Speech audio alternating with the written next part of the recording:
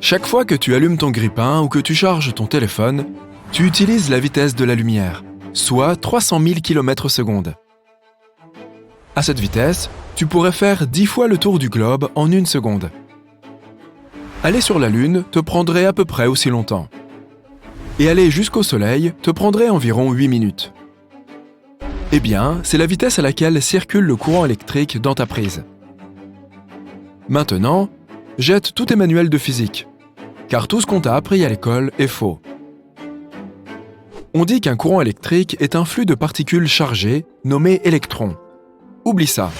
En fait, il ne se déplace même pas. Regardons un corps conducteur réagir avec le courant. Voici comment les électrons se comportent réellement. C'est comme une vague.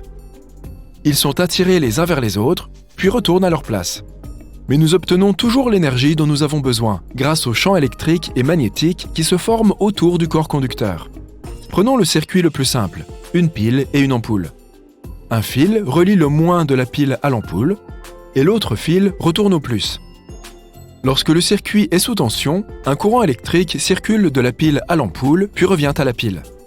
Mais si les manuels avaient raison, l'ampoule ne s'allumerait pas, car le flux de particules chargées, les électrons, se déplacerait maintenant dans la direction opposée à celle de l'ampoule. Examinons maintenant les champs dans ce circuit. Les lignes rouges représentent le champ magnétique qui apparaît toujours autour d'un conducteur de courant électrique. Les lignes vertes représentent le champ électrique qui apparaît autour de chaque charge électrique. Pose ta main de manière à ce que tes doigts soient positionnés dans la direction du champ électrique. Plie-les dans la direction du champ magnétique. Le pouce pointant dans le sens du flux d'énergie, soit de la pile vers l'ampoule. Maintenant, fais la même chose, mais sur la partie allant de l'ampoule à la pile. Utilise ta main droite, plie les doigts, et voilà. Ton pouce est toujours dirigé vers l'ampoule, mais il est à contre-courant. C'est comme cela que l'ampoule fonctionne. L'énergie va toujours de la source au récepteur. C'est exactement de cette manière que l'électricité est transportée à la vitesse de la lumière par le flux d'énergie. Par ailleurs, les transformateurs sont une autre preuve que les électrons ne circulent pas directement de la centrale électrique à ta prise de courant. Ce sont ces sortes de boîtes que tu vois sur les lignes électriques. À l'intérieur, il y a 2 bobines qui ne se touchent pas. Les électrons ne sautent pas d'une bobine à l'autre. Quand le courant électrique passe dans une bobine, cela crée un champ magnétique autour d'elle, qui crée aussi un courant électrique dans la bobine opposée. Celui-ci transforme le courant de haute tension en celui qui sortira de ta prise.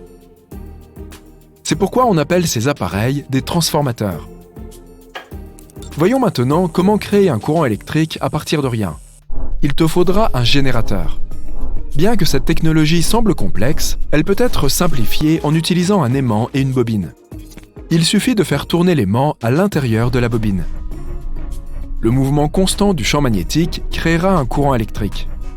Tu peux aussi faire l'inverse, en faisant tourner la bobine autour de l'aimant. La plupart de l'électricité produite est obtenue en utilisant de tels générateurs. Seul le mode de rotation diffère. Le générateur le plus courant fonctionne à la vapeur. D'abord, il faut du charbon ou du gaz. On brûle le combustible pour chauffer de l'eau qui se transforme en vapeur, laquelle passera par des tuyaux pour arriver à une turbine. Cette chose pleine d'hélices ressemble à un réacteur d'avion, et elle fonctionne sur le même principe. La vapeur passe à travers les pales et fait tourner la turbine à une vitesse incroyable. La turbine fait tourner le générateur, et l'aimant tourne dans la bobine. Il ne reste plus qu'à connecter des câbles à la bobine et on obtient du courant. Ensuite, la vapeur sort par ces grandes cheminées appelées tours de refroidissement. La fumée qui en sort est en fait de la vapeur. Une pluie artificielle se forme généralement dans ces tours. Quand les gouttes d'eau entrent en contact avec les tuyaux transportant la vapeur chaude, elles s'évaporent. La vapeur refroidie dans les tuyaux se transforme en eau, puis se réchauffe à nouveau, se transforme en vapeur, fait tourner la turbine, et ainsi de suite. Les centrales nucléaires créent aussi de la vapeur pour faire tourner la turbine. Mais elles n'ont pas besoin de combustible. Elles utilisent l'énergie nucléaire. Les éléments radioactifs se désintègrent dans une réaction en chaîne contrôlée, qui libère une quantité d'énergie colossale sous forme de chaleur. On utilise cette chaleur pour chauffer l'eau et tu connais la suite. Elle se transforme en vapeur, fait tourner la turbine, passe par la tour de refroidissement et retourne dans le réacteur. Tout ça pour faire tourner le générateur. Il y a des moyens plus écologiques de produire de l'électricité, comme les éoliennes. Le vent fait tourner des pales géantes qui, à leur tour, font tourner un générateur situé à l'intérieur de l'éolienne.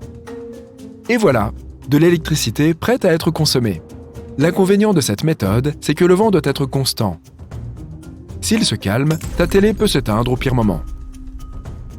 Les éoliennes sont aussi difficiles à entretenir, car il faut faire monter un technicien à une hauteur équivalente à un immeuble de 22 étages. Des fois, le système de freinage d'une éolienne tombe en panne, et les pales se mettent à tourner à toute vitesse jusqu'à se détacher.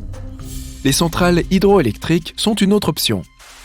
Ici, on utilise le courant de l'eau. Parfois, il s'agit du débit naturel d'une rivière, mais dans la plupart des cas, on crée des chutes d'eau artificielles comme le barrage Hoover. Il retient l'eau dans le bassin situé au-dessus. Et quand il s'ouvre, un puissant courant d'eau déferle dans un tunnel situé à l'intérieur. La turbine produit de l'électricité et l'eau continue ensuite son chemin vers le fleuve. Les centrales hydroélectriques n'ont pas toutes besoin de rivières. Certaines créent leur propre approvisionnement en eau. La nuit, quand l'électricité est moins chère, des pompes acheminent l'eau vers un réservoir situé en hauteur. Et le jour, les vannes s'ouvrent. L'eau coule alors dans un réservoir situé en aval, en faisant tourner la turbine qui produit de l'électricité. Nous savons aussi comment créer de l'électricité sans turbine ni générateur, les panneaux solaires. Les cellules photovoltaïques situées à l'intérieur de ces panneaux transforment la lumière du soleil en électricité. C'est un procédé très écologique, mais il n'est utile que dans des endroits suffisamment ensoleillés. Si tu réfléchis à la source d'énergie que tu préfères, sache que tu utilises déjà la plupart d'entre elles. Le système de distribution de l'énergie électrique est un vaste réseau. Ta maison comporte de nombreuses prises et appareils électriques. Si tu veux utiliser ton grille-pain, tu le branches sur une prise. Maintenant, fais un zoom arrière. Une ville fonctionne de la même manière. Pour l'alimenter, il faut la brancher sur une grosse prise, le réseau de distribution d'électricité. Regarde ce tableau, c'est la façon dont nous utilisons l'électricité tout au long de la journée. La nuit, la courbe descend car la plupart des gens dorment. Mais certains appareils fonctionnent toujours, comme les climatiseurs, les lampadaires, les pompes à eau et bien d'autres. La courbe ne descend donc jamais à zéro. Puis nous nous réveillons et la courbe remonte brusquement. Nous allumons nos télés, nos radios et nous nous faisons nos petits déjeuners. Notre consommation d'énergie électrique augmente. Puis, pendant la journée de travail, nous consommons un peu moins d'énergie. Le soir, lorsque nous rentrons chez nous, la ligne de consommation a tendance à remonter, jusqu'à ce que nous allions nous coucher, et ainsi de suite, jour après jour. Prenons une semaine. La zone du graphique située sous la courbe correspond à la quantité totale d'électricité dont nous avons besoin. Les centrales nucléaires fonctionnent 24 heures sur 24 et 7 jours sur 7, et produisent une quantité constante d'électricité. Elles représentent la base des systèmes vitaux d'une ville. Ensuite, il y a les centrales au charbon, qui produisent le niveau minimum d'électricité dont nous avons besoin pour fonctionner. Enfin, les centrales éoliennes et solaires se trouvent en bas du tableau. Pour répondre à la demande des gens, je parle de ces pics de consommation du matin et du soir. On utilise des centrales à gaz et des centrales hydroélectriques.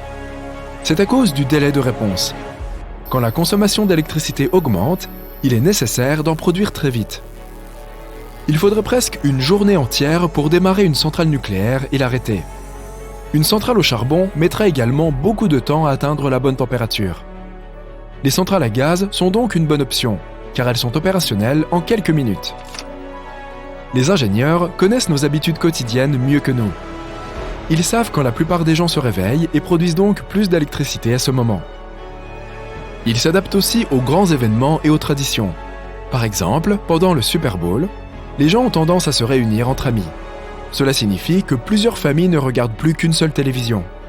Donc, étonnamment, le jour du Super Bowl, la consommation d'électricité diminue. On décore ensuite nos maisons et magasins avec des lumières qui consomment de l'électricité pendant les fêtes de Noël. Et cela signifie tout simplement que la nuit, la consommation électrique est plus élevée que d'habitude.